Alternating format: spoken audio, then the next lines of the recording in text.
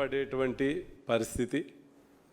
రెండు, ఇవాళ ఆక్వారంగంలో ప్రధానంగా ఫీడ్ రేట్లు 2 సార్లు 4 రూపాయలు ఒకసారి, సుమారు 10 రూపాయల నుంచి 12 రూపాయలు ఒకసారి పెంచటం, అలాగే ఎక్స్పోర్ట్ చేసుకునేటువంటి ఈ రొయ్యలు రేట్లను తగ్గించేయటం, ఇలాంటి ఇబ్బందులతోటి ఈ ఆక్వారంగం తీవ్రమైనటువంటి సంక్షోభంలోకి నెట్టబడింది. 30-40 సంవత్సరాల నుంచి ఎప్పుడూ లేనటువంటి పరిస్థితి చేపల రొయ్యల రైతులు ఎదుర్కొంటూ ఉన్నారు. మరి ప్రభుత్వాన్ని కోరున్నాం, మీరు ఎన్నికల ముందు ఇచ్చినటువంటి హామీలని నెరవేర్చండి, పెంచినటువంటి మేత రేట్లని గతంలో జగన్మోహన్ రెడ్డి గారు ఏర్పాటు చేసినటువంటి ఆక్వా డెవలప్మెంట్ సంస్థని ఉపయోగించి, చట్టాన్ని ఉపయోగించి ప్రభుత్వమే కల్పించుకుని రైతుల పక్షాన నిలబడమని గతంలో రైతులందరూ కూడా రోడ్డెక్కి ఎప్పుడూ లేనట్టుగా నిరసన కార్యక్రమాలు చేయటం జరిగింది.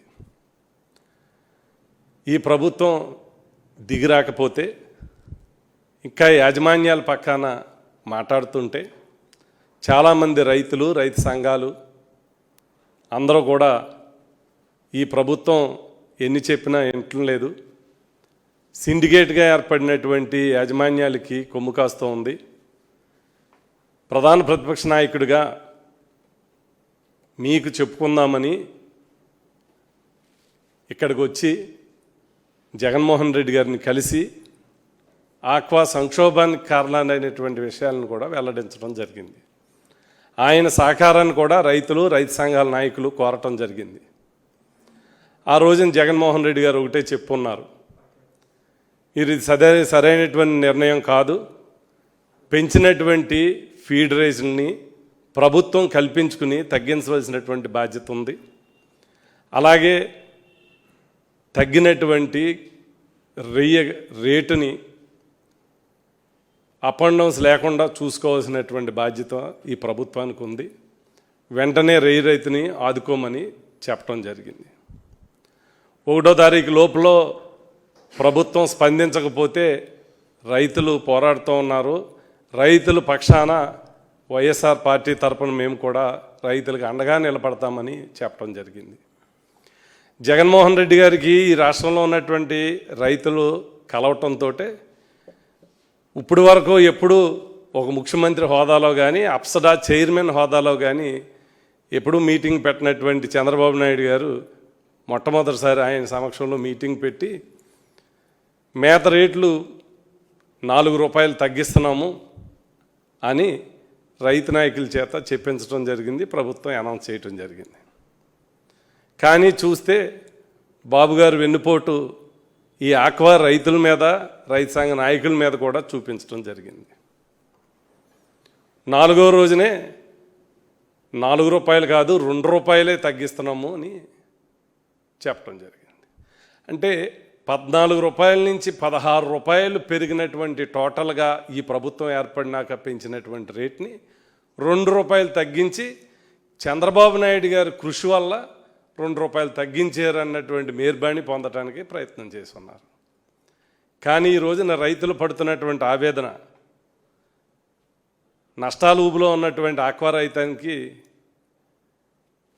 ఈ ఫీడ్ రేట్లు పెంచడం, ఒక పక్క మార్కెట్ లేక గిట్టుబాటు కాక రొయ్యలు మానేసి క్రాప్ హాలిడే ప్రకటించేటువంటి దిశగా తయారవుతున్నారు.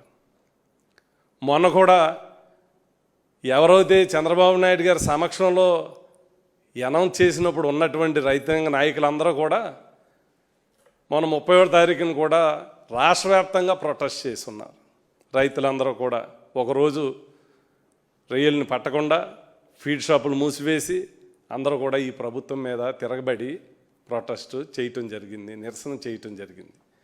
కానీ విచిత్రం ఏమంటే ఈ రాష్ట్రానికి అత్యధికమైనటువంటి ఆదాయం ఇస్తున్నటువంటి ఈ ఆక్వా రంగాన్ని చంద్రబాబు నాయుడు గారి యొక్క బంధువులు వారి పార్టీ నాయకులకి ఒత్తాసు పలకటం గురించి ఈ రాష్ట్రంలో ఉన్నటువంటి రైతాంగాన్ని కావాలనే నడ్డి విరుస్తూ ఉంది ఈ ప్రభుత్వం. ఇన్నిసార్లు రైతులు రోడ్డెక్కి, ఎందుకనంటే ఈ ఆక్వారంగ చరిత్రలో చేపల రైతులు కానీ రొయ్యల రైతులు కానీ రోడ్డెక్కి నిరసనలు ధర్నాలు చేసినటువంటి పరిస్థితి ఒక్క ఈ ప్రభుత్వంలోనే ఇప్పుడే జరుగుతూ ఉంది. మరిన్ని అప్డేట్స్ కోసం ఛానల్ను సబ్స్క్రైబ్ చేయండి. నోటిఫికేషన్స్ కోసం బెల్ ఐకాన్ పై క్లిక్ చేయండి.